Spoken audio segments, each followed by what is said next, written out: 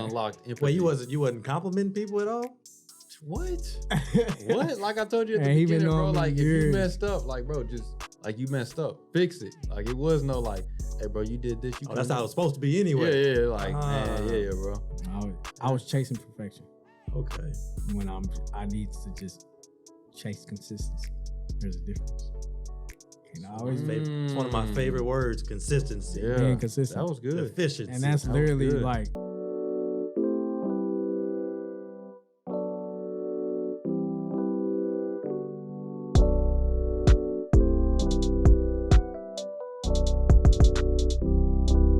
What's going on, y'all? It's Coach Willis, and once again, we are back. This is the Be Eazy Show. We're bringing topics to you every single episode, helping you live your life easy. That's the plan and the mission of the podcast.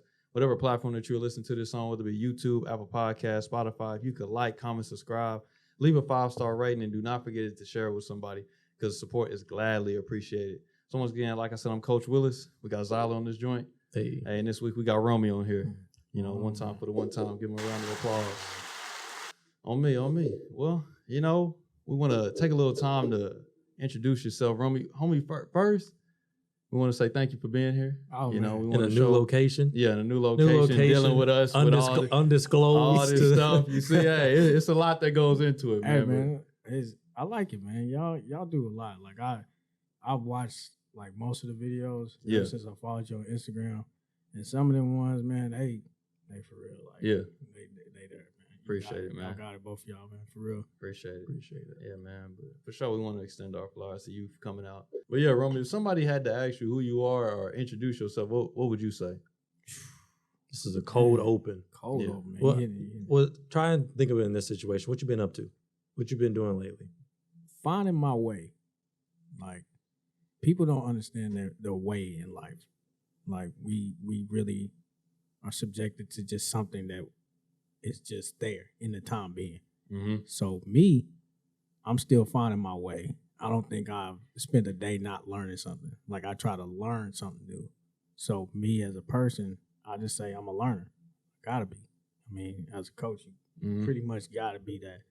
So that's what I take in consideration of who I am and humbleness and trying to be a great father.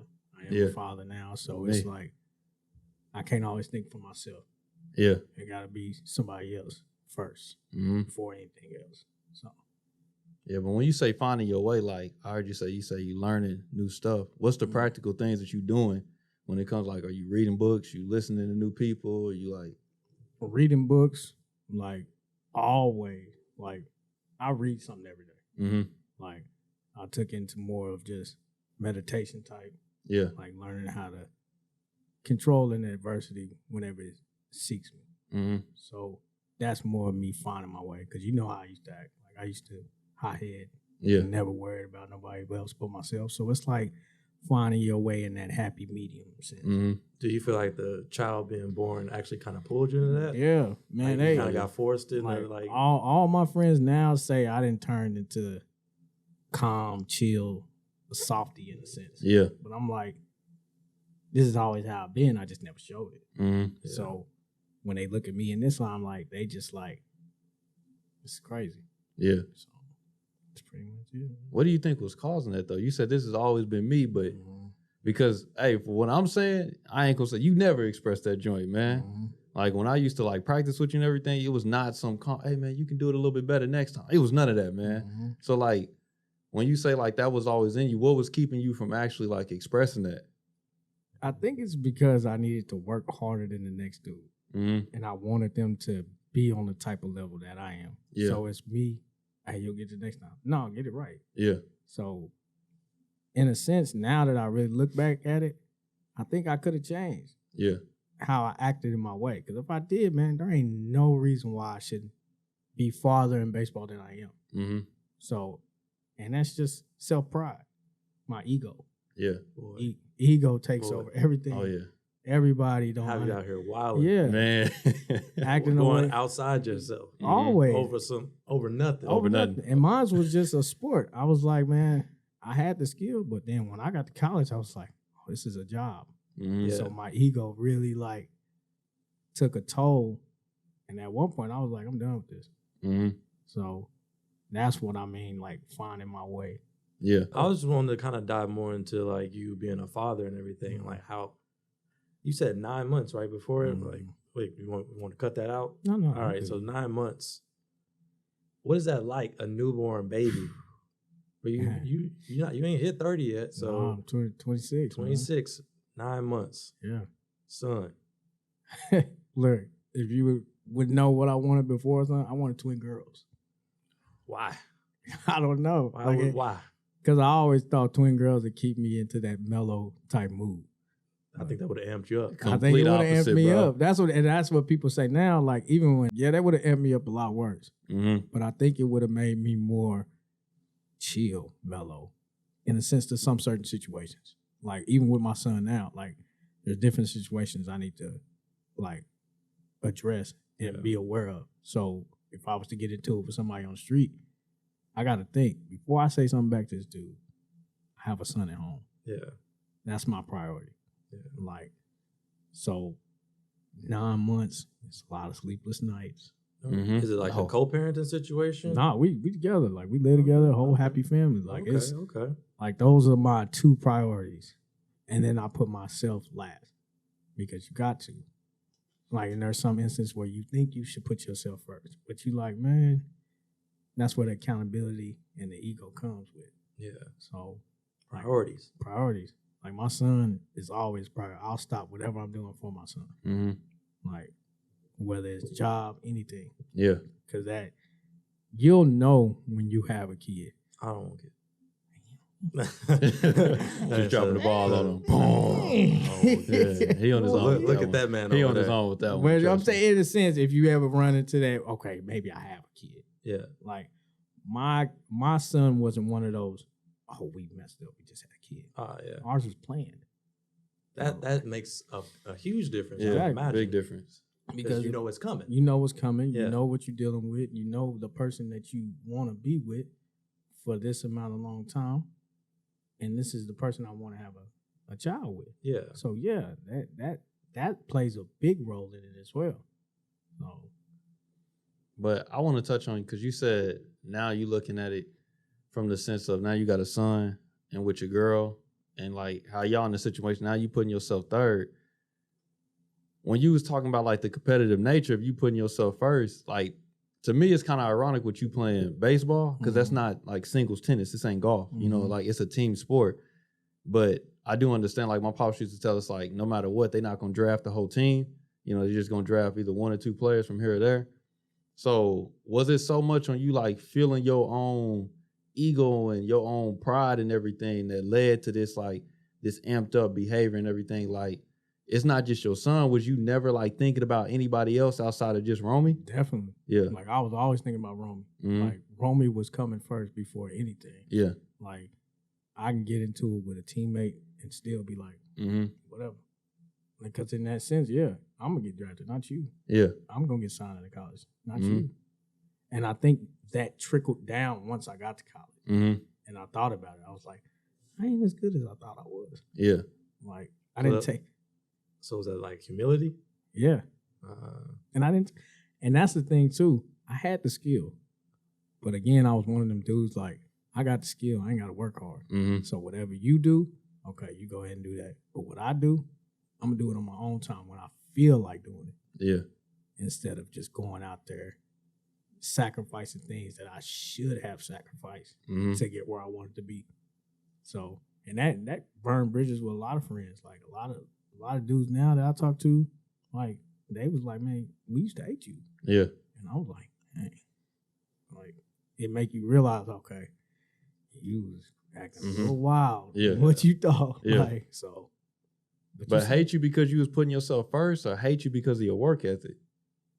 It seems like it would be more allowed. Putting yourself first? Put myself first. Because my work ethic was ridiculous.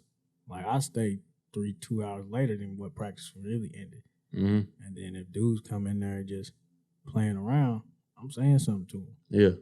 If you ain't gonna do this, man, just get out. Like you I used to try. Yeah, I know. Like, man, I know. There was days that I thought Isaiah was gonna punch me in the face. Cause I told him, I'm like, man, look, if you want to do this, this is what you gotta, how you gotta take care of yourself. But I never showed him how to be a good teammate. I showed him how to be a good individual when it came to the sports.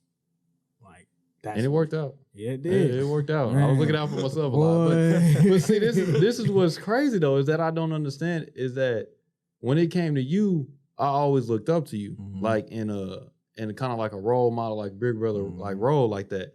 So I was never put into the position where it was all about me, because I always understood that, bro. It's people that's better. Like even like dudes that's like EJ.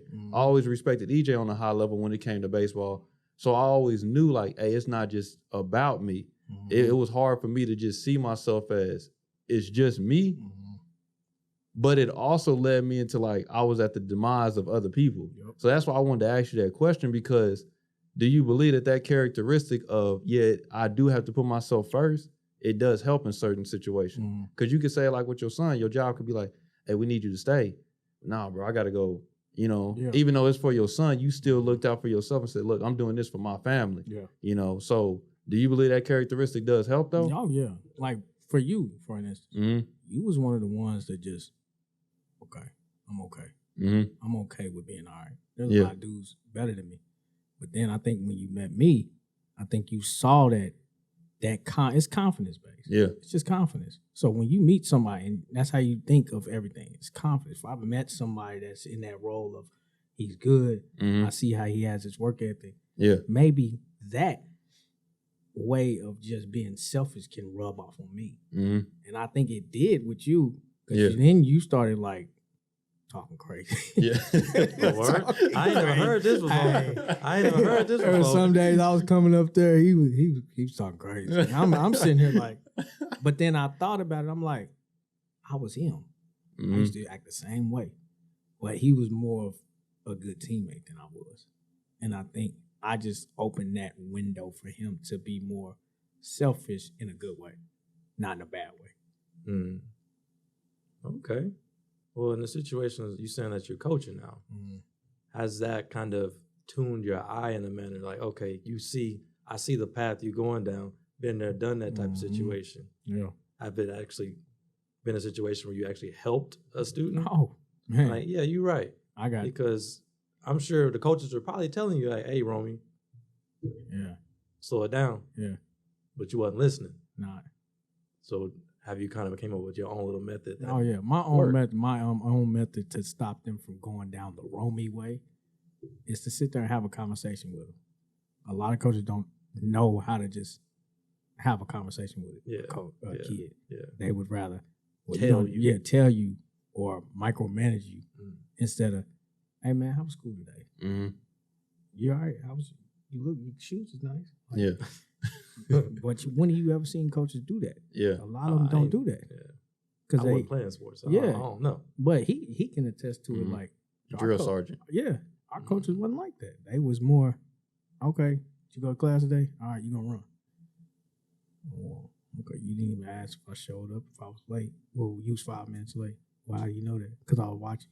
Well, they ain't recorded. You see what I'm saying? Yeah. Like, it's always looking for something, and then you had them coaches always looking to run kids off because, they got problems at home. It's trickling onto the field. Okay, if it's trickling onto the field, make them comfortable enough to where they can talk to you about it, not just... Wait, they wouldn't want you on the team if you had problems at home? Yeah, they felt like because we have problems at home... It's going to affect your game. It's going to affect your game. Yeah. So it just seems like the coach's number one priority was not the student, but rather the win. It was the game. I mean, because, like, not to cut you off, but it's like, it's part of the, like, for the coaches to win, that's how they keep their job. So they are looking after their well-being, you know what I'm saying? Because if they're not winning, they're gone.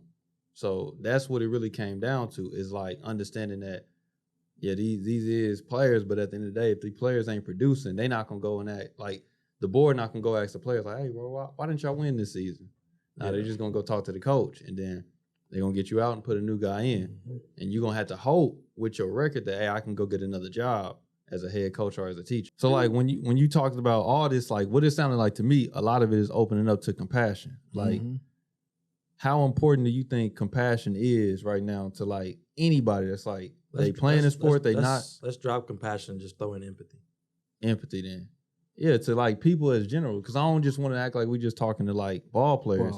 Like this is to everybody though, because even within myself, I lacked empathy, you know, and it's still like times even with like my wife, she'll tell me like, hey bro, you don't like, she'll be hurting. I'll be like, hey, you know, like just the other day, Man up. bro, just Man up. Yeah, man hey, up. That don't work. Look, this is a prime example, man. Just the other day, we was joking around because she's Haitian, so she was teaching me Creole. So I just learned this new word. I think it was like "when pa care," and that's I don't care. So I just learned that, and I was messing around with her. It was this piece of paper she had, and I threw it on the ground just so I could say "when pa care," just so I could say that and mess with her. And she's like, "That's not funny." I was on the ground dying. I'm talking. You just all jokes aside, dead, bro. I am dead. And she like, bro, I don't get how you don't, because she needed the paper. Like that was a paper. She had just printed it out the printer. And you know, bro, like been with on the her road back, these past couple of weeks. I've been terrible, man. I've not been doing well.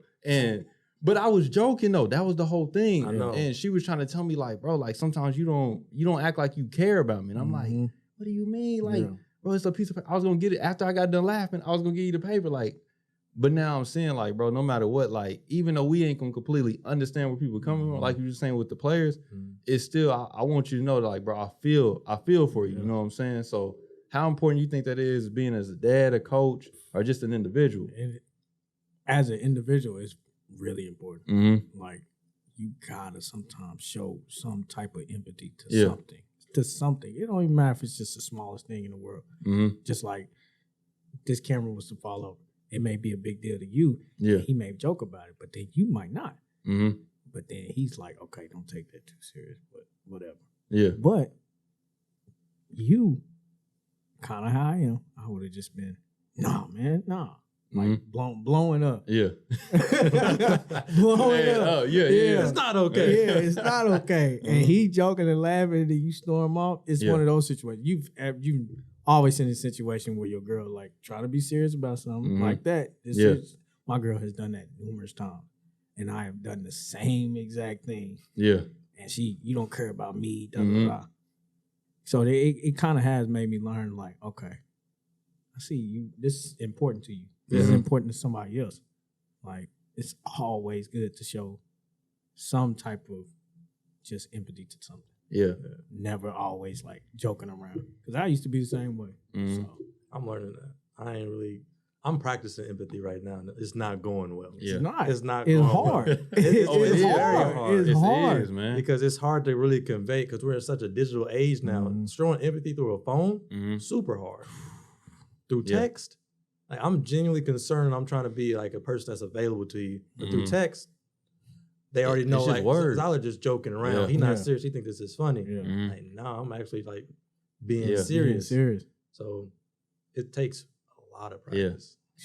But, like, I think one of the things, though, is even when it comes to empathy, like, I know one thing was, like, with me, and I still see it sometimes, like, me and my wife, I see it, and, like, one of the reasons why I'm struggling to, like, show some empathy is because I never really show empathy to myself.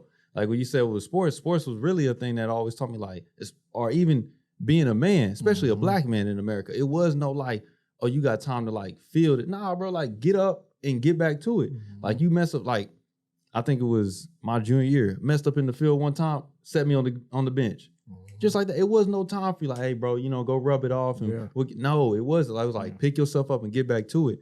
So it's hard for me to even give empathy because I never even give it to myself. You know what I'm saying? So like, and it's always the stigma of black men. We can't show no emotion. Yeah, none at all. Mm-hmm. And no if we do, what's the comments we get? You weak, soft, you weak. Yeah. Why you those are the nice ones. Those are the nice ones. Those are the nice boys. You see it at the high school, man. They drop. But I'm like, high school kids are still doing that? Yeah, I thought they were nice. Changed. It is not changed. I thought politically correct now. I thought it's not saying that. I thought we was politically correct now. I don't even think it got worse. It just stayed the same. Yeah, they just tried to cover it up. But yeah, man, like you cry as a black man, you soft. I don't think I ever started crying. I just now started crying now. Like I actually wear my heart on my sleeve more than I should, and I had to learn that myself because somebody else can't teach me that. Because your father would be like, "Why you crying? What you crying for?" But when I go to my son, "You okay, son? You all right? You good? It's okay to cry. Yeah. Because you got to teach them that in an early age. Yeah. And see, I think one of the things, bro, because I seen my pops cry when I was growing up, but it was always over serious matters. You know what I'm saying? Like, you know what I'm saying? Both of my pops' parents, like they passed away already. So I seen them cry in those instances. Or like when like the family was going through it. But it was never just like, you know, like I'ma just like, bro, I got some stuff on my shoulder. I'ma just let it out. Like the other day, this ain't the other day. This was right before me and my wife was about to get married. And I was crying, like bawling my eyes out. And I ain't like scared to say, but I was bawling my eyes out. And this ain't like around, this ain't at the wedding. This was before. Oh, yeah. This was before, because our church was going, they was going. So don't let him try to like spin this too much. This man the night before, I ain't crying. Oh yeah. I'm not gonna cry. They always say that. This man looked at me dead. I was in the rehearsal. I do this. I'm not crying. I do. Oh, when I seen her walk down the aisle, it hit you different. I had rivers running down. Yeah. Man. You talking about you was crying even before the wedding? Oh yeah. That's what I'm saying. When our church was about to throw us a wedding shower, and the day before, I don't know, just something got wrapped up in my mind of just like gratitude and thankfulness and everything, and how my life had done like a full 180 since I had met Mariah. And something just came over. I was just chilling. I remember I was chilling in my car, and I was about to go to her house to go see her, and out of nowhere, just started crying. And like I let it go for a minute. Then I started wiping. I was like, "Hold on, homie, what's going on over here, man? This ain't what I do." But now I'm like, bro, no matter what, like that's one of the things. And I asked you at the beginning, like when it came, you said I'm learning new stuff every day. That's why I asked, like, what's the practical things you doing? Because like when it comes to like showing yourself empathy, what's the practical things you doing? Like, are you letting yourself cry? Are you letting yourself, like we said in the last episode, are you letting yourself be present? Oh yeah, like all the time. I let myself cry a lot, more than I should. But then I go back and think, I didn't do this when I was younger. Yeah, like my son may do the littlest thing, and I start tearing up. But I'm like, I've never got to do this. Yeah, so it's new. Yeah. So, and my girl always teaches me, you gonna cry. I know you gonna cry. Nah. You gonna cry when you ain't gonna cry. But I did. Yeah. And it's okay. Like we need to be present there for the black men to show, okay, I can show emotions on this. I can. It's okay. So people now, they don't want to give them that leeway to do it. And I try to give people now, even when I train or just everyday people, I'm always a person. I'm the type of friend, hey, you need something? You good? Okay. You don't? All right. Just last week, my boy was going through a situation. Yeah. Hey, man, come to the house. Yeah. He teared up. He's like, I'm good. It's okay, bro. Like, you're going through something. Yeah. Why would you hold all that in? Yeah, man. And then it flushes out to everybody in a negative way. You talking to him crazy. You talking to them crazy. You doing different things and that you don't realize. And you think you're good. I'm good. But you're wilding. But we are creatures of habit. Yeah. Everybody knows that human beings are creatures of habit. So when we hold a lot of things in and we don't realize we act in a different type of way of how we're supposed to act, your friend's gonna call you out about it. If you got good friends. If you got good friends, yeah. But if you got good friends that's just gonna sit there and tell everything, oh, it's okay. It's good. No, it ain't okay, man. Look how he acting. Nah.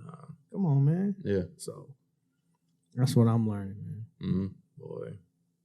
That's a real good point, because you don't even realize it in the moment. Like if you just bottle it all up, you will think you good. Like I'm straight, but you being mean to everybody. You ain't sleeping good no more. You're not even doing the things you used to do anymore. You're not you anymore. Yeah. So it's important. I'm learning that. I think I read in the book, man, the analogy was like. What book? Put it out there. Man, I wish I could put it out there, man, but I can't. But the analogy that I read was, it's like working out, trying to do a full workout. Not like when you just on the bench and you holding your breath, but it's trying to do a full workout holding your breath. Because, you know, like when you on the bench, you may hold your breath, like when you trying to go back up or something on the bench, or like if you trying to throw a kick or you about to swing, you may hold your breath through the swing or through the kick, but you're not going to do that through the whole fight. You're not gonna do that through the whole game. But it's like you going through tough times, like with your homie. It's like, bro, cry. Like, understand that you going through something right now. Like, it's okay to let that out, because you just trying to hold your breath, and it's gonna make that workout or that situation so much harder. You trying to hold all that anger, that joy, that thing, but whatever it is, you trying to hold all that stuff, and it's just gonna make whatever you dealing with so much harder. Acceptance. Yeah. They don't want to accept that there's something wrong. Mm-hmm. Why not? Yeah.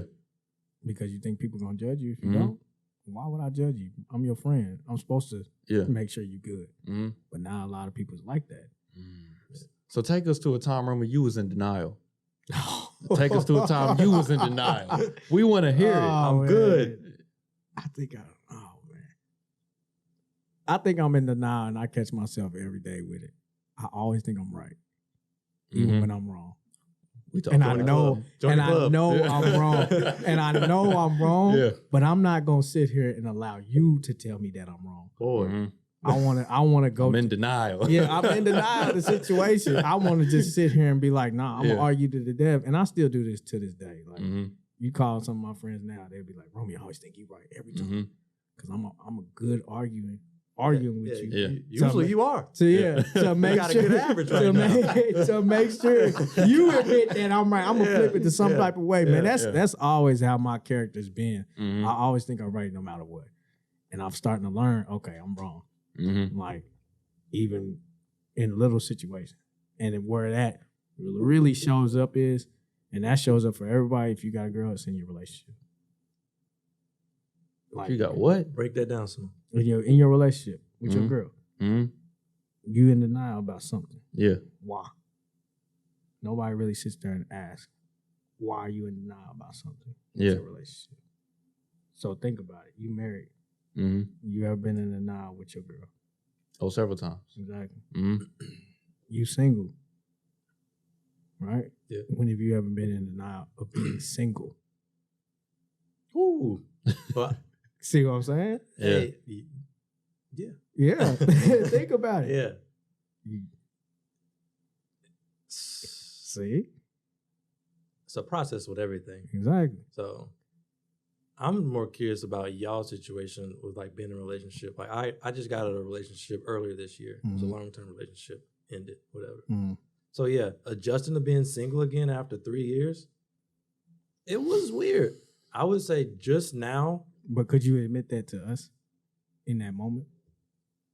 early on, See? the summer, I was. Yeah. Isaiah thought I was cool. Yeah. Yeah. I thought you were straight. Wasn't cool. Going through it. Wasn't cool at all. Yeah. You get to and you kind of form this habit of you just meeting new people, different women, type of stuff Mhm. like that. Oh, I'm good. I'm out here meeting new people, doing this, doing that. I'm straight. But once all that go away Mhm. and you just left with you, that denial gonna be sitting Still right there. next to you. It's still there. Yeah, It never went like, anywhere. oh, It's never You're not gonna, okay. It's never gonna go away until you find somebody else.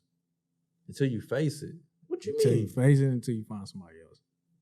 Nah, I don't think so. You don't think so? Nah, like from I would say I've definitely turned the corner. Like now, as speaking honestly, Mhm. I'm cool. I'm good. It took 10 months, but I'm cool. Yeah. Mhm. So, That's a long time too. oh yeah. But are you cool? You never been put to the test though. What you mean? See? Like back into another relationship.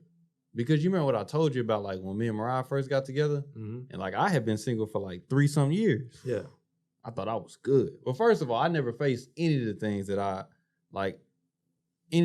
I thought, because I always, you know, like when you in a relationship, like we were saying, you in denial in the relationship because she wrong. You know, she left because she was wrong. You know, she met, we didn't work out because she was tripping. Yeah. The whole time. It's never like me. Yeah. So it wasn't until I got with Mariah until I figured out, oh, that same problem that was in that relationship is in this relationship. And it's a whole different girl.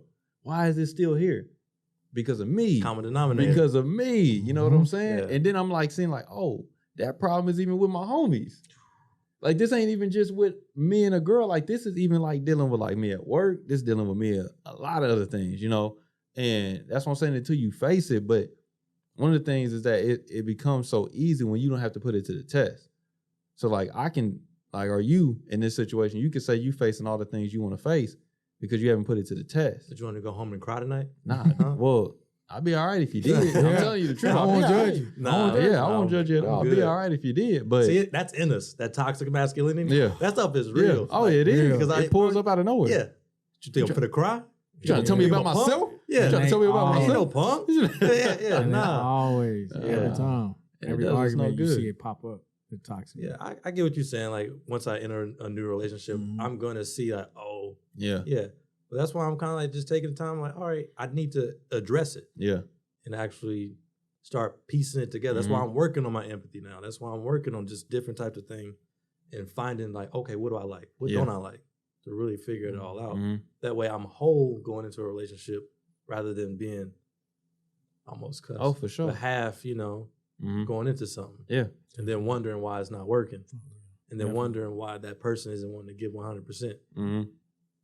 I mean, that's important. I mean, because it's like everything in life is like seasons. So like what the Bible talked about. Easy season. Yeah, easy season, you know. Shout out to it. Like, comment, subscribe, y'all. But what the Bible talked about in Ecclesiastes 3, it's talked about there's a season for everything. There's a season of dance, there's a season of mourn. So it's the same thing with sports. There's a preseason, there's a regular season, a postseason. So there's things that you can do right now as a single man that will allow you to be effective when you're in a relationship. You know what I'm saying? And then eventually when you like in a marriage and you're like, y'all family and everything. So there's things you can do now. But there's just things like no matter what, like there's just things no matter what, like I couldn't prepare for that in the preseason. Yeah. You know what I'm saying? And the best thing you could have done was just like get yourself ready to know that as much as you can. Yeah, to get yourself ready that I won't be ready. You know what I'm saying? And that's just like one of the things you could do. So it is things that we could change now. So let me ask to Romi then, what's the things that you would do like either preseason, like before whatever, like even like the thing, like you just becoming a dad or you just becoming a coach, like what are some of the things that you prepared yourself physically, mentally, or spiritually to get ready for the things you facing right now? With me becoming a dad and entering into that, I basically like got my mental ready. Yeah. I know I was going to be mentally challenged as becoming a new father. And how'd you do that? I always watch this one video. It's called Bruce Lee. He just talking about regular interview. And the one thing that stood out is be water. That means water can adapt to anything. It can take shape. No, I haven't seen that, but that's good. It's a real it's a real interview. It's like an old black and white video. But he say be water. Adapt to everything. Like, because water takes shape no matter what type of surface it's in. So if it's in that bottle, it's a round shape. Yeah. All right. Be water, my friend. Be water. Yeah. Like, that's how you adapt to whatever situation you in. Yeah. Be water. If I'm going through an adversity, okay, be water. Water is mellow out. There ain't no color to it. It's clear the mind. That's how I look at things now whenever it becomes to that. So that's how I get myself ready for anything. Yeah. Whether it's starting a new job, interview process, even with this. I didn't know I was going to talk on here. All right. I say a lot of cuss words. I don't think I cussed not one time, which is crazy. I'm in the same boat. Exactly, because I'm adapting to that. Yeah. But people sometimes can't adapt to that. They don't have that preseason mindset of what they're gonna start to do. Like when y'all started this podcast, how did y'all adapt and how did y'all do a preseason of it? Yeah. You have to mentally sit back and think. Mentally sit back and say, how am I gonna approach this? It's always planning. It's always figuring out what way will work and what way won't work. Yeah. For me, it was Isaiah was already doing a lot of the mentor stuff beforehand. Before I even got on the podcast, I didn't even know because I'm not on social media. Yeah. I'm just now entering that world. So I had to learn how to adapt to that. Okay, I need to get an Instagram, figure out how it works. Okay, now I need to figure out how to post. I'm still working on like posting on the regular. It's hard. But you adapting. Yeah, absolutely. But as far as like the technical stuff and like how to make and bring a show together, we're still growing.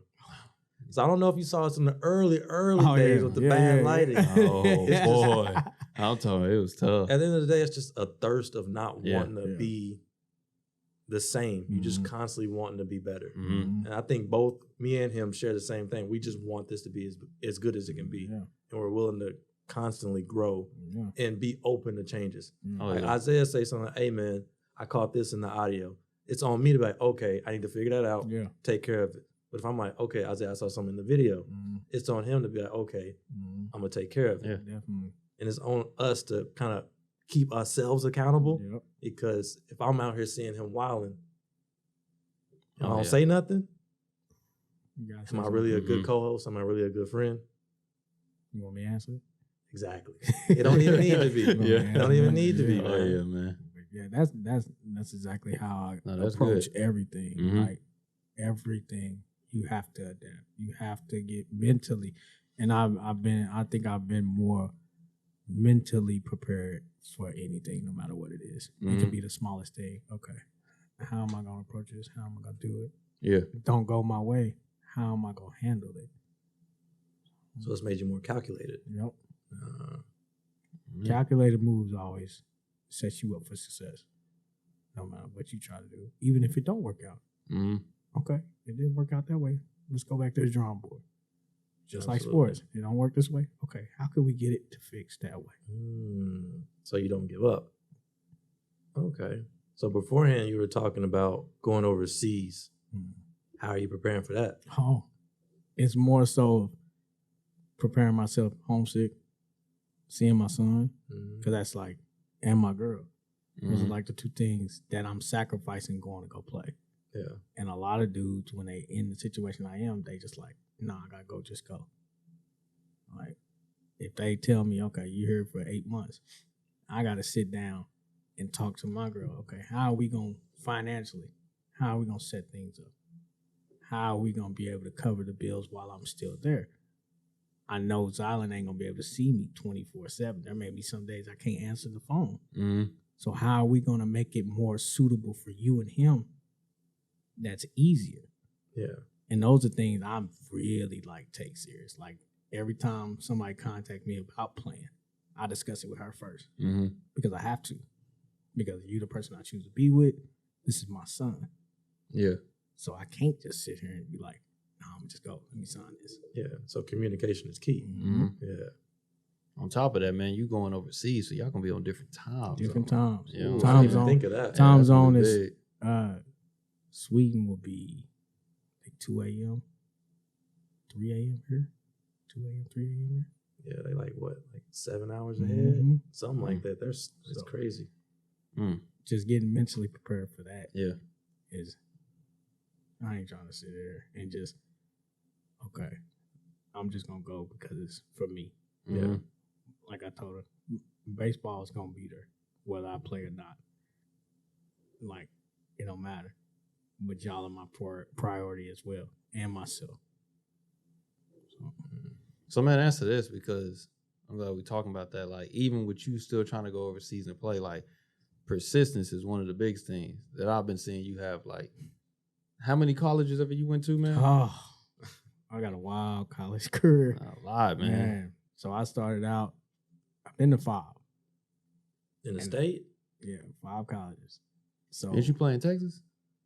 no, I was getting ready to. I was getting ready to go to Texas. So my first school was Southwest Christian.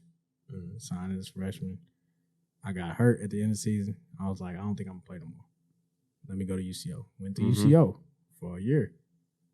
All right. Went to a tryout at Rose State. Made it. All right. I'm back in. Played at Rose State for 1 year. All right. Didn't have no offers leaving Rose. Went to Virginia Beach to play in the summertime. Got 3 offers.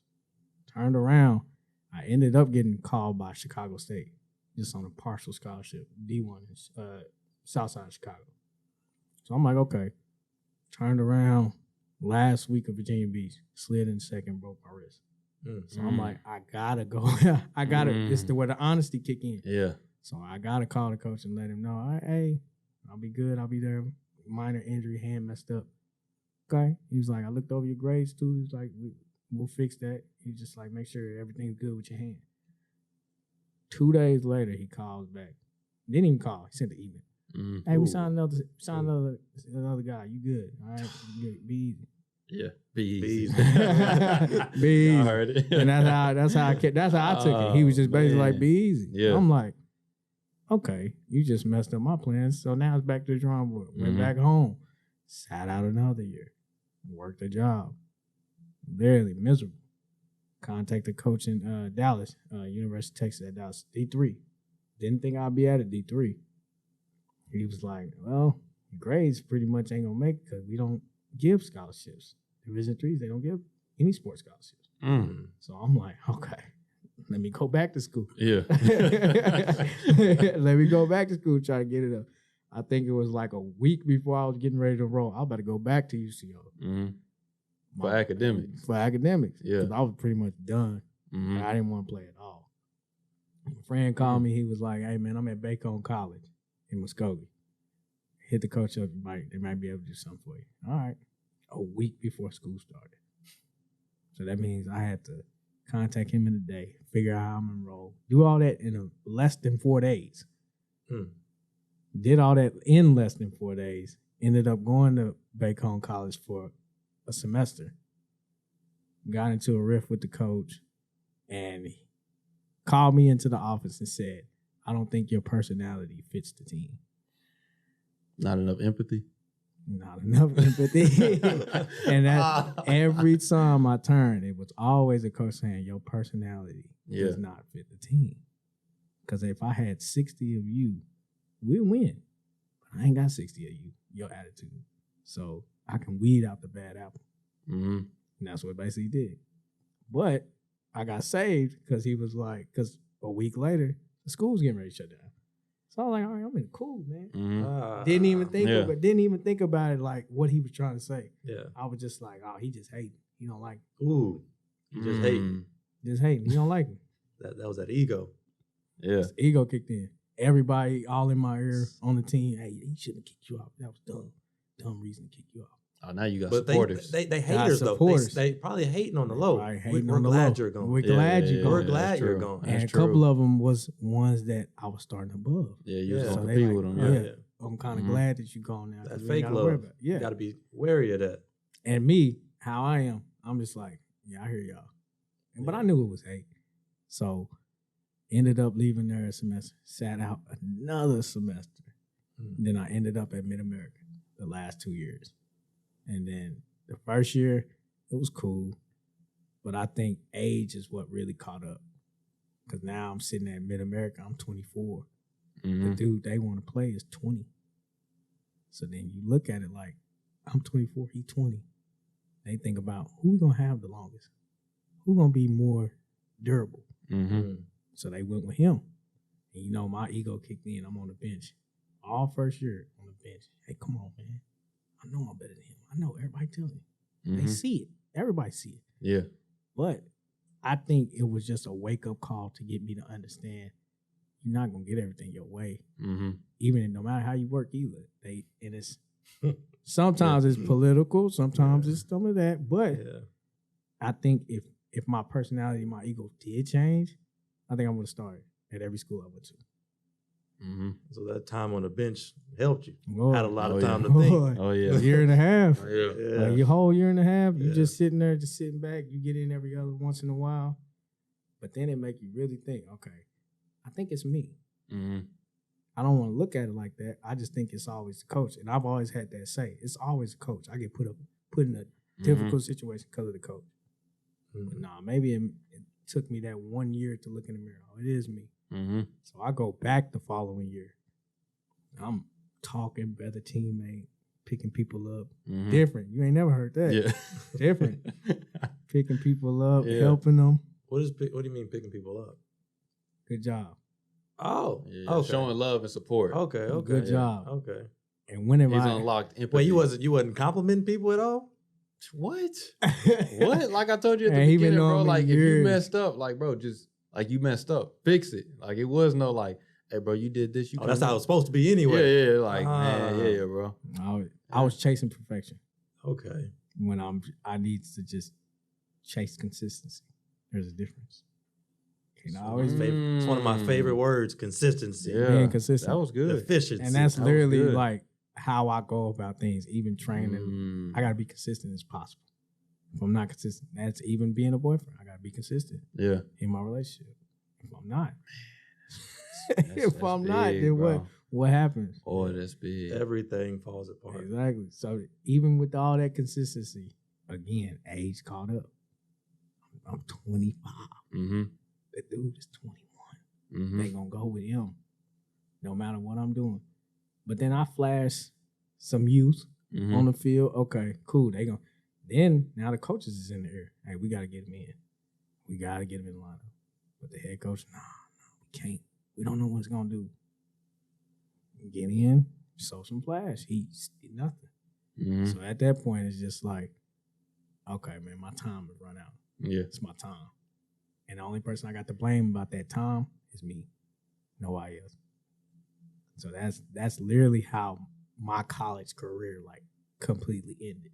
Mm-hmm. Because I was the person that self-destructed everything. Like my parents, I don't think my parents got to see me play for almost 2 years. Why? Since Virginia Beach, right? No, Rose State. Because they wasn't going to Virginia Beach, did they? No, they drove me down there the first week. Yeah. And did they stay and watch you play? Nope. So they didn't see you since Rose, right? Mm-hmm. Oh, that made okay. Because that year. And all that sitting. Yeah. All that sitting. See, I got 2 questions, man. The first one is, when it came to baseball, what was your goal? What was you trying to get out of this? Make it out of Middle City. That was it. That was the goal. That's why you kept going back to baseball? Yes. That literally was the goal. I gotta get out of here. Mm-hmm. I gotta leave Middle City. I gotta get out of here. As I much as feel you on that. Yeah. Like, I feel you on that. because you get trapped. Mm-hmm. But I thought about it. Maybe I could just get out of Middle City and I go do something else. Mm-hmm. I never had a backup plan. It was always baseball or bus. Yeah. Like, no matter what. And I thought, okay, I don't think I'm going to make it out. What's the backup plan? Mm-hmm. What's the game plan now? And all that sitting, literally, and that's how my coaching career started. Because now I got a knack for helping other people, helping them get better Mm-hmm. as just an individual and an athlete. Yeah. Because I seen what that self-destruction of somebody who think they got it all figured out can happen. Yeah. Me. How far did you think I was going? You thought I was going to make it. I thought you was going to make it for sure. Everybody thought. I was shocked when you was bouncing college to college. Exactly. Yeah. Everybody thought. What did you go to school for? What was your major? Kinesiology. Okay. Now I'm under bio. I'm bio major. But if I just go back and do the 12 hours, I can literally now do it certified as a hitting trainer. Because that's what MLB teams look for, that bachelor's degree. But I'm like, man, I know dudes that don't even MLB teams look for a bachelor's degree? Bachelor's degree. For a hitting coach? Yes. Every job. Everybody want a bachelor. Everybody want a It's like a bachelor's. I'm just buzzword. thinking like sports though, like maybe I understand, maybe if you like the personal trainer of the team, yeah, you need to have your doctor's degree and all that, They but won't. the hitting coach? Hitting It coach. don't seem like it's the coaches Bachelor. that would even care. It's like the higher ups. Higher Makes up. Why are we sense. paying this person this Yeah, much that makes money? sense. Higher up. He got a bachelor's. Yeah. Okay. It's easier to digest if Yeah. the person has a bachelor's. But if you don't got that paper, That's man. crazy. I didn't even know if that. you ain't got that paper, they don't care. You can be the best hitting mind in the world. Yeah. If you ain't got that paper, it don't matter. It can be a bachelor's in anything. Yeah. They don't care. They just want to know you have a bachelor's. Yep. All right. It's crazy. And that's where the struggle is continue at right Yeah. now. Like, we look at, and this is where society does need change. I don't need a piece of paper to tell me that I'm good at something. At all. Like, At all. LeBron's agent, what's his name? Rich Porter, I think. What's his name? Rich Paul, I think. Rich Paul and, man, what's his other dude's name that's helping him run the businesses? Mhm. Man, I'm gonna look him up. Maverick Carter. Yeah, Maverick Carter. They ain't Yeah. got degrees. Rich Paul. LeBron ain't got no degree. Look, and LeBron's a part Billionaire. part He's a owner of a billionaire. soccer team. Most of these billionaires out here didn't even go to college. Yeah. Exactly. Didn't step foot on the campus. Mm-hmm. But we got to have a piece of paper to judge the person that I can be. Yeah. Why? It's a good question. Why? I mean, it's like a Why lot does of it cost times, so much? even like the coaches, that's what always used to bother me about coaches. Like, yeah, like my pops used to always tell me, like, just be so good to where they can't deny you getting in the field. But I can't deny at some point they do have my ability to play at the palms of their hand. Mm-hmm. Just by writing my name on the lineup or not Yeah.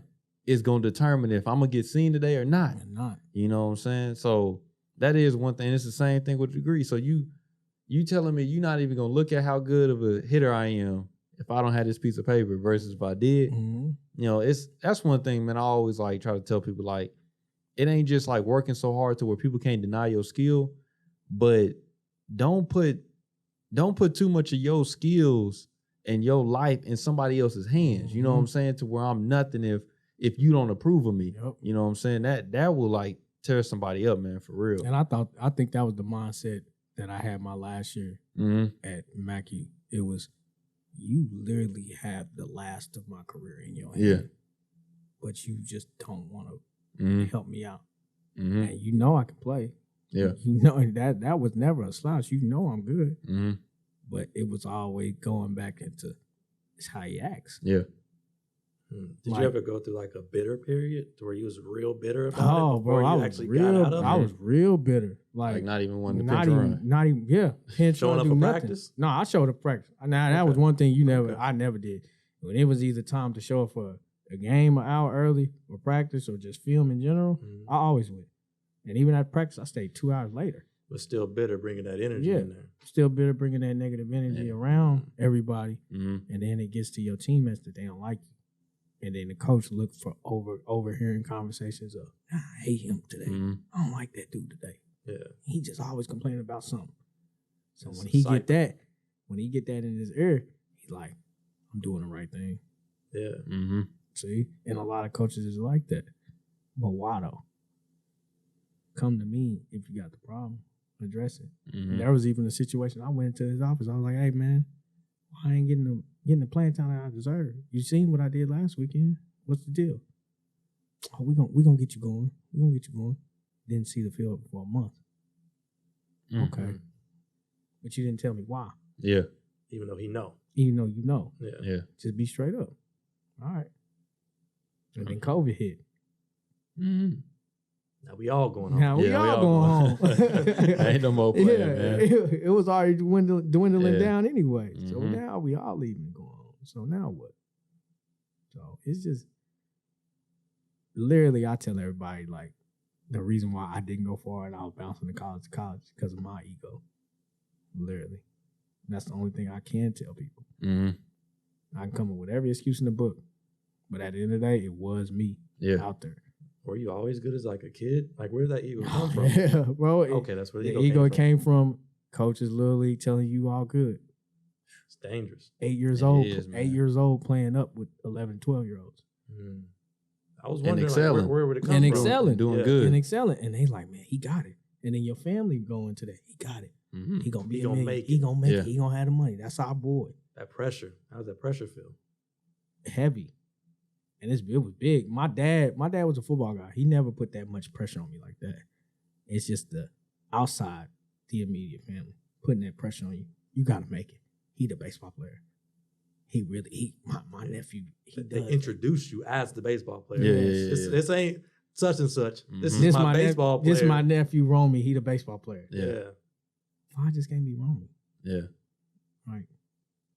But that's how it is, man. That's big, man. And that's how it is with kids nowadays too. Too much pressure. Social media play a role. Man, way too much. much pressure. Like Way too much pressure. Trying to all, live all up. they see is W's.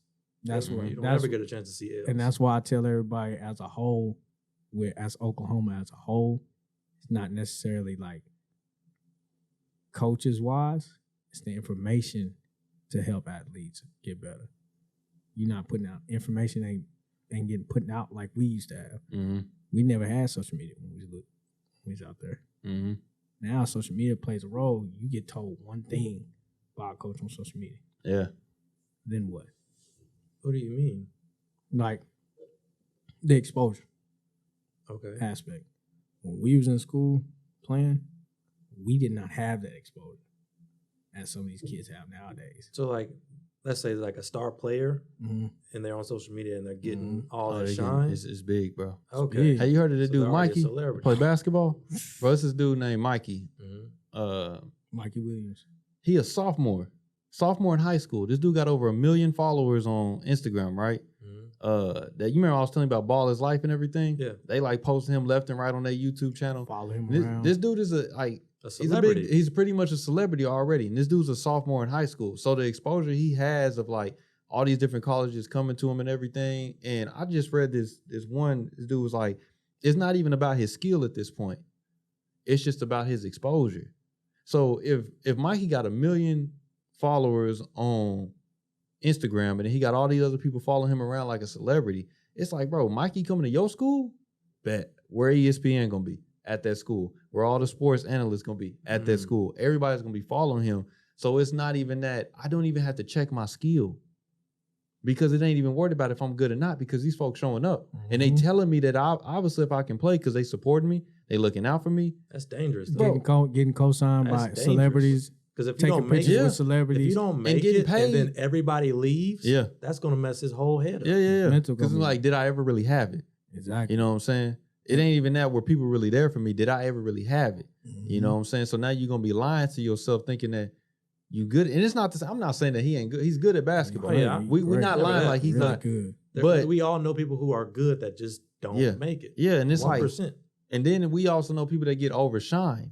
They just get overshined. And it's not even the things like what Romy was saying. It's not even that I can play. We knew Romy could play baseball, but it was things outside of the game that I need to handle. But if you already, you 15 when you a sophomore? You 15 years old, I don't need to worry about my ego. None of that stuff. I don't need to worry about my personality. I'm the man already. And y'all gonna let me be the man through college? All I gotta do is 1 year in college, and then y'all gonna let me be the man in the pros. Because he definitely, like, it's like it's now in Oklahoma.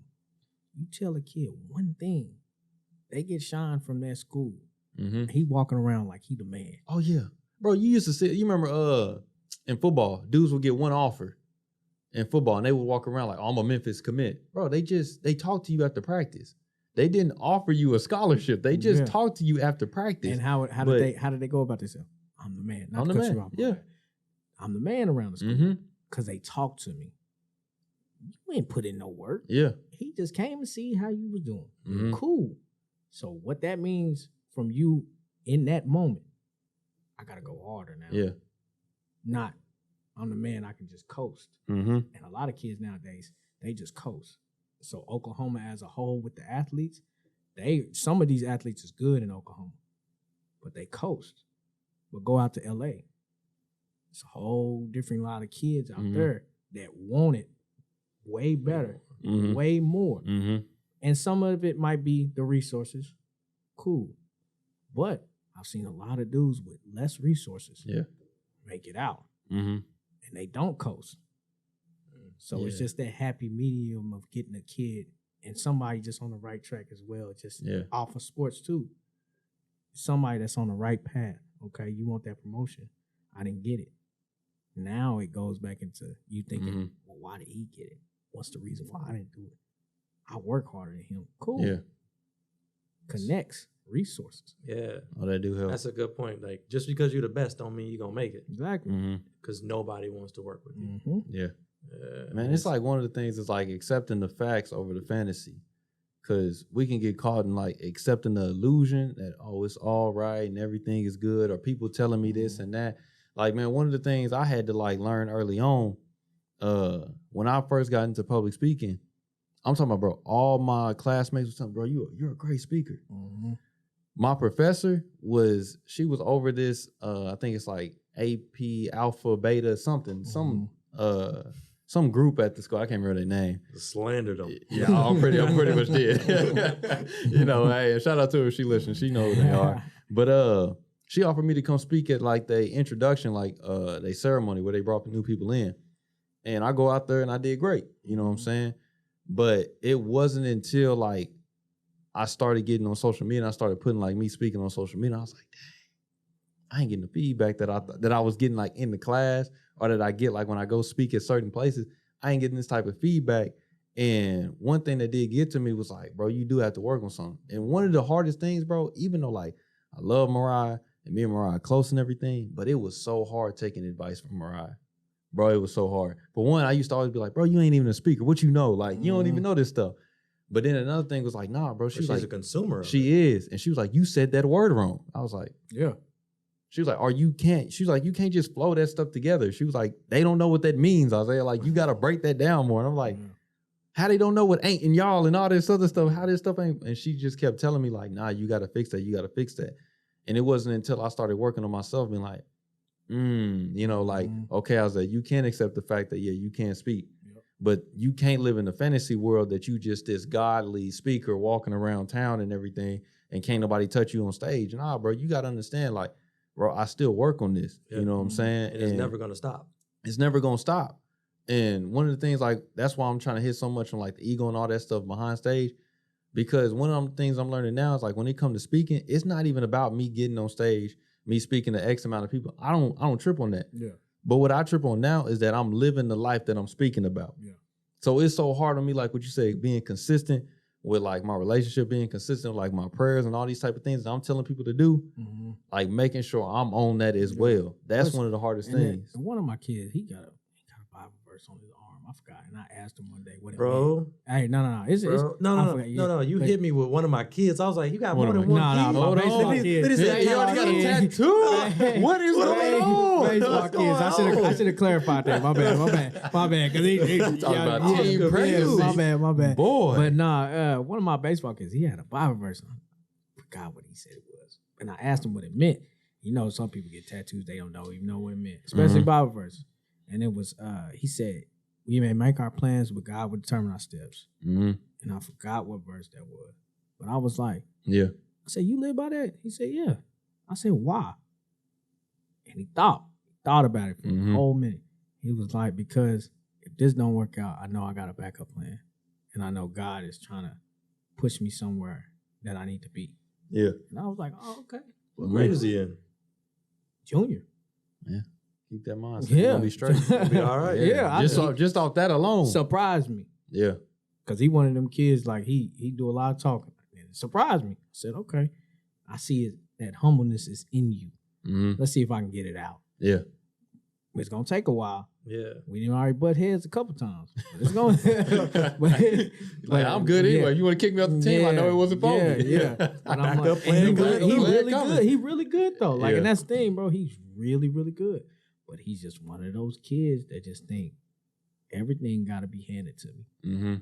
And when your parent is an ex-pro player in the NFL, yeah. Now you really... But that's pressure. Pressure. And I feel for him. It ain't pressure in a bad sense, but it's like my pops did this, so I got to try to match that or better. And the dude, he got it. Like, I can't say that he got it, but it's just that humbleness that needs to help him get there, and it's gonna take a while. So, but that's where we at. Man, I can't leave without asking this question. So, I had two questions. I only got to ask the first, but this is the second one, man. Is that one of the biggest things when you talking about all that time you was sitting, bouncing around these different colleges and doing all this other stuff, one of the things, man, I want to know from your perspective is, bro, how do you stay persistent to keep practicing, keep playing, keep like showing up? Because one of the things I also thought about this earlier, I was like, bro, Romi didn't set under a lot of different coaches, bro. So you done had a lot of different people critique your game, tell you this, tell you that, and everything. Oh, you're not doing this right. You go to this coach, or you are doing that right. Like, how do you stay persistent to keep going at this? And even though that guy may not approve of it, that guy did, I'm going to keep doing what I do and keep getting better at my game. That's where I go with it now to this day. I went out the way I went in. Yeah. Which was my way. So even me looking back on all those critiques, that ain't gonna work. Yeah. Why you doing this? What's the problem? I never changed myself as far as, which was the good thing about me. Yeah. I stayed myself. I never let somebody force me to act something I wasn't. Yeah. So I'm like, okay, now I'm gonna go out and do it my way. Even with me playing now, it got me this far because I'm my way. Yeah, it's not where I wanted to be at. I wanted to be in the MLB, but I'm still pro. I can put that down because I did it my way.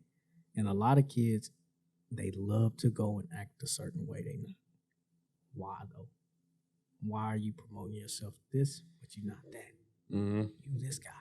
Yeah. Like me, I'm this guy. Yeah, there's some teaks I gotta figure out with myself off the field. But on the field, I did it my way. Yeah. So I'm gonna go out my way. And me being persistent of staying in the game, I just love it. I love that feeling of the work ethic. And that keeps me with my everyday life. I have a routine in baseball. But let me do that routine in my everyday life. Whether it's work, I show up to work an hour early. If there's extra work, I stay an hour later. Yeah. Baseball, I'll show up an hour early. I stay 2 hours later. Yeah, work ethic. Yeah. I love it. Like, it keeps me grounded. It keeps me with my everyday life. Like, you gotta work. So would you tell people to fall more in love with the goal or the grind? The goal. For real? And the grind. Why you say the goal, though? The goal is... He's surprised. I am surprised. Like, why you surprised? No. Answer it first. Like, I want to hear what you got to say first. But, yeah, why would you tell people to fall more in love with the goal? Because the goal it's something you're trying to reach. It's not attainable all the time. In the grind, you can fall in love with the grind. It's easy. You can grind with this. You grind. Yeah. But what's the goal?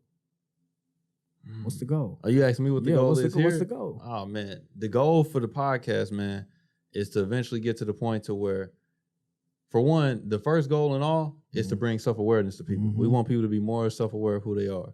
But the second goal, man, is to bring this into the educational system. Yeah. So where self-awareness is being taught every single day across the board. Yep. So that's the goal there. But the reason why I say the grind, fall in love with the grind, because the reason why I say the grind, man, is because I wouldn't want people to fall in love with the goal. Because when it came to baseball, I was in love with the goal. I was never in love with the grind. Yeah. So like when it came to like, okay, so I had 3 goals when it came to playing baseball. My first goal was hit a home run because I thought I could never do it. But it was to hit a home run. It was to win a trophy because in Little League, I got best attitude.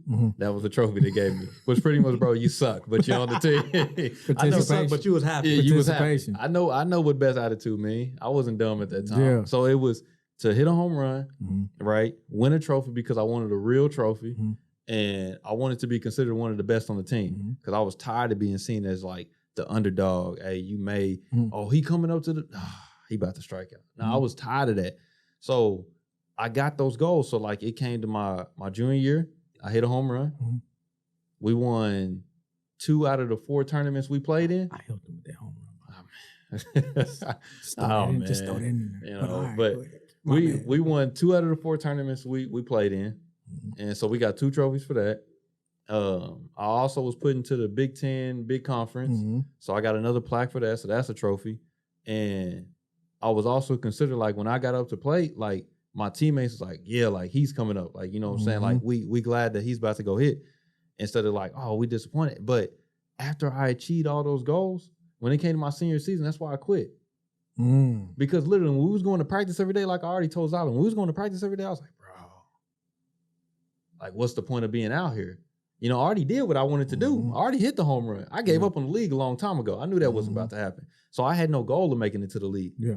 But there was no grind for me to keep showing up and like set new goals because I was never in love with the grind. I was only in love with the goals. So after I achieved the goals, it's like, you know what I'm saying? And the same thing happened with my marriage. You know, I haven't told Mariah, but like when we first got together, my whole thing was just getting with Mariah and showing like, bro, we could be together. And then when people started saying like, yeah, y'all could be together, especially after we got married, I was like, nah.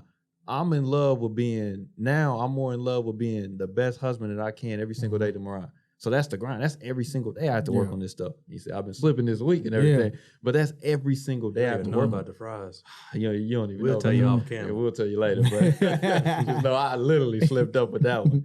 But it's every single day I'm working because the next day I came around and got her some fries because I slipped up on that. So it's every single day I'm working on this because I see it's better to me to fall in love with the grind.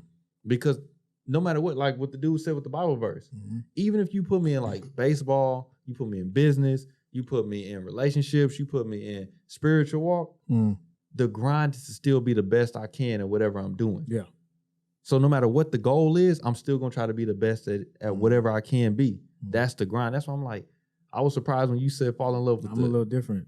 I look at them as the exact same. Yeah. For real? Yeah. That's how I look at it. I don't. But you can fall in love with the grind or the goal. Yeah. What's the point of grinding if there's no goal? If there's no goal. That's why I fell in love with the goal because the grind was instilled in me. It's consistency. That consistent grind. Yeah. Why would I question the consistent grind if this is the goal? Yeah. Man, you good, man. My goal was to make it as far as baseball would take me. Yeah. And I did that. Now, my goal with baseball now is to make somebody better in life. I don't look at myself as a hitting coach or a baseball coach. Like, even when they ask me, you a hitting coach? Nah, I take this as time management. Yeah. Why do I take it as time management? Because it's investing my time with something that I want and I'm achieving. So this is the grind. Let's stay consistent at the grind. The goal is there. Like, we have a short-term goal, long-term goal, mid-term goals, whatever. Short-term goal is how I broke it down with you. That's how I got you better. Short-term goal is where we got you at right now. When we met? Sophomore year? Yeah. Freshman year? End of freshman year. End of freshman year. That summer. Was he a good teacher? Romi? Yeah. Yeah. So He knew his was stuff. there. It was I knew there. He knew his stuff. Like, it was no doubt But then that- again, you just because you know something don't mean you're gonna be a good teacher. No, no, Romy knew his stuff, and he that's could how tell I took somebody. it as when I was working with him. I said, bro, I know my stuff, but I don't know a lot. But I can get you. The short-term goal is to get you better than what you are. Mm-hmm. But why? Was Because it for you to be better or for him, Mm-hmm. because I seen were it. y'all playing at the same time? Y'all was still in college. Yeah. Oh, And okay. I'm talking about the team. No, we wasn't on the same No. team. Okay. And how I looked at, like, when I first saw him, I'm like, it's in you. We just got to get it out you. The short-term goal is, how can I make you better in this short amount of time that we got, which was the summer. Okay, we did that. I'll come back every now and then. He'll call me. He'll text me. All right, I'll come up there and help you. Midterm goal was, hey, how do I keep you consistent starting? Okay, we're going to go with that. We got you started. You see how the grind ain't even thought about because it's already there. Meanwhile, I was starting, I just I wasn't the guy yet. I just gotta let y'all know that. He was starting, but he wasn't that guy yet. Yeah, for So, sure. but the grind's grind was gonna be there. Yeah, you Yeah, never yeah. thought about the grind because it was already there. You thought about the goal more than Mhm. anything else, and the grind was there. Yeah. Once you achieve the goals, like you said, okay, I ain't got to do no money. But why wouldn't I still do the grind? The grind ain't never left Mhm. because you still went to practice. Yeah, I did, but that's what I'm saying. I fell out of it though. That's what I'm saying. So I But just why is that a bad thing? If you hadn't have been, out there smoking, yeah. it would On have been a See? cool thing. Yeah, it would have been a cool thing that you Yeah. achieved your Yeah. goals. 'Cause You're even- done. Yeah. Because not you know- everybody gets that closure from like playing sports in high school. There's a lot of dudes walking around that didn't even get to go to college out here down bad Yeah. because they didn't achieve their goals at Yeah. all. Yeah. So just be grateful instead of looking at it like, Hey, I mean, I'm not seeing it in I a was bad lost. way. No, I that was tell goals. everybody. No, I was. I tell everybody when you quit. I Mhm. said this dude was really. If you see the amount of short progress he made in that amount of time to be that good, Yeah. you wouldn't believe it. Mm-hmm. And I told him every day, I'm like, bro, you can play college ball. I even made him go to the Rose tryout, Yeah. and they wanted him. Oh yeah. Yeah, Grambling State was talking to me. Yeah, So. but you see how it's the goal. Do I still want to get there? Mm-hmm. Because my grind always gonna be there. You get that piece of paper to sign to college. Yeah. The grind instantly gonna be there. All right, I'm ready. Yeah. I'm ready. The goal is to be. But without that goal, I mean, for No sure, point. yeah, you grinding for no reason. But this is what I tell people now. Like, maybe I need to check myself, but I tell people now, bro, set goals that you know is gonna be too big to even handle. You know what I'm saying? Like the goal of trying to get self-awareness put into the education system all over America, bro, that ain't easy. It ain't. That ain't easy, but that's something that I want to do. So that's something I'm setting out for. Like, bro, okay, this may take, we may get it in our lifetime, but then after we get it, okay, but like you said, it's people all over the world. Because especially like my wife and her family being connected to Haiti, I see how much like other countries really need, like they really need that. So then it's gonna be like, okay, y'all got America, but y'all don't have Haiti. Yep. Okay, y'all got Haiti, but y'all don't have the Dominican Republic.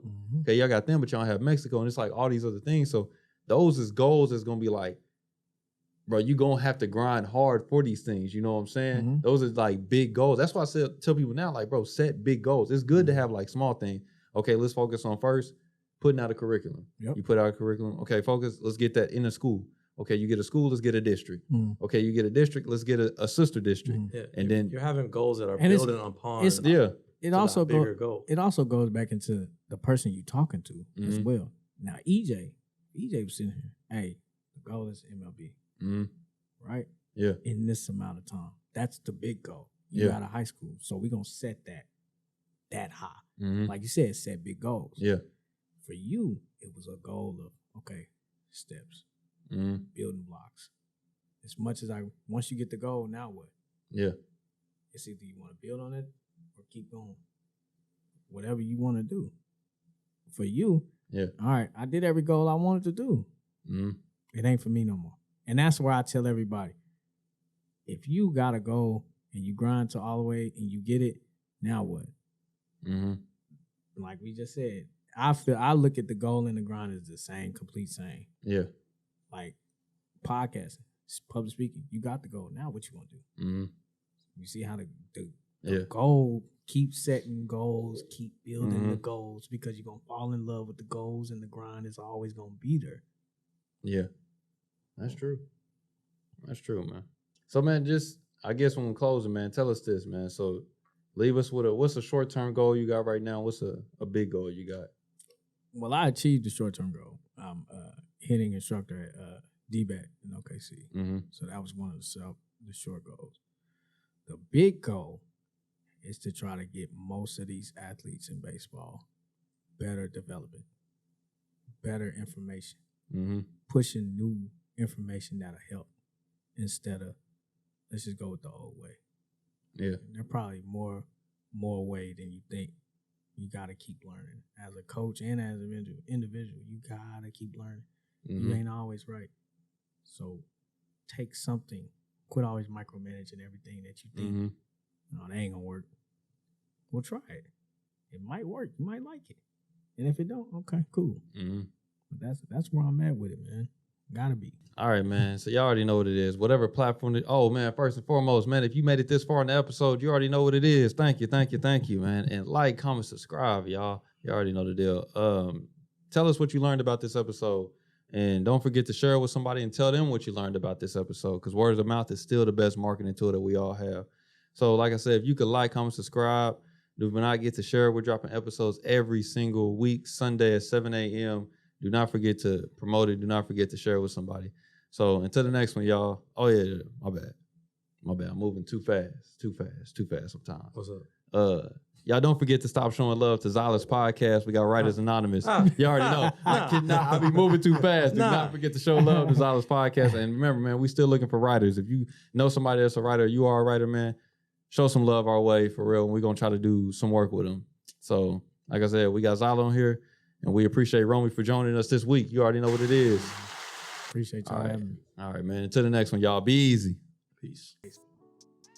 I already knew why you were laughing. I was like, he got some work on his hand. My bad. That man about to be working. He about to lie. He about to knock me out. That man said every time. Was it bounce? Was it tapping? You was hitting. Man, I was hitting. My man bad. was over here making a beat, man. I was waiting on him to say something. I said, I think I'm tapping. All right.